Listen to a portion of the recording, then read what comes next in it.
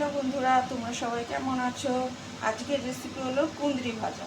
সেই জন্য দেখো আমি নিয়েছি এখানে কুঁদরি, ভালো করে ধুয়ে লম্বা লম্বা করে কেটে নিয়েছি। সাথে আমি সামান্য আলুও দেবো, সেটাকে আমি ভালো করে কুচিয়ে ধুয়ে নিয়েছি। আর আমি এবারে কড়াইতে তেল নিয়ে নিয়েছি। দেখো আমার তেল গরম হয়ে গেছে, তেল নিয়ে নিয়েছি। এবারে কালো জিরা ফোড়ন দিয়ে দিলাম। এবারে আমি এখানে কুঁদরিটা দিয়ে দেবো। আমার কুঁদরিটা দেওয়া হয়ে গেছে।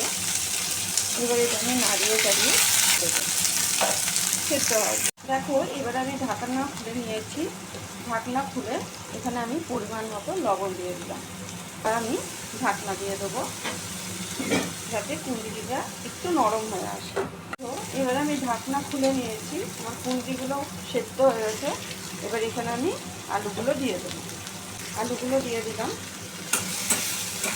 কুঁদরির সাথে আলুটাও ভালো করে ভেজে নেবো আমি। আর এখানে আমি সামান্য একটু হলুদ দিয়ে দিলাম। এবারে আবার আমি ঢাকনা দিয়ে ঢেকে দেবো। আঁচ কমিয়ে ঢাকনা দিয়ে ঢেকে দেবো। দেখো এবার আমি ঢাকনা খুলে দেখে নেব খুন্তি আর আলুটা ভাজা হয়েছে নাকি। এবার খুন্তি দিয়ে আলুটা আমার সেদ্ধ হয়ে গেছে। এবারে আমি এটা আর একটুখানি ভাজা ভাজা করে নেব। এই দেখো বন্ধুরা, আমার কুঁদরি আলু ভাজার ফাইনাল লুক। এটা তোমরা রুটি, পরোটা সব কিছুর সাথে খেতে পারো, ভীষণ খেতে ভালো লাগে।